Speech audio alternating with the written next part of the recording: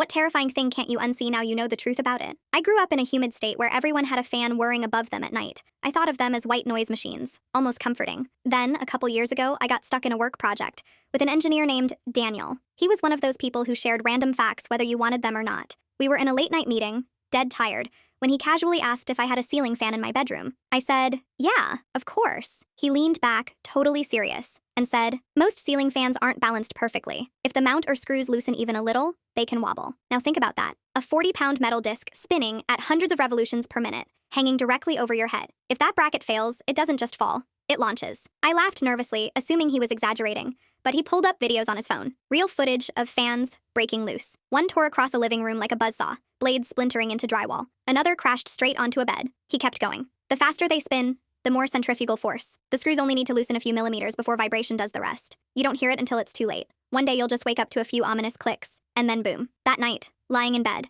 I couldn't stop staring at the fan above me. Every tiny wobble looked sinister. I imagined the screws straining, the whole contraption shearing free, and those blades smashing into my chest before I even had time to sit up. I ended up sleeping on the couch. The obsession stuck. I started noticing how common wobbles are in restaurants, classrooms, even waiting rooms. Once you see it, you can't unsee it. Little oscillations, tiny tremors, that telltale hum, that's just a bit off. I couldn't shake it, so I called a contractor to check mine. He climbed up with a flashlight, muttered something like, "Yeah, these brackets are a joke," and replaced the mount with an industrial grade one. He even showed me the old screws, half stripped, barely biting into the beam. That was the night I realized how close I'd probably come to disaster.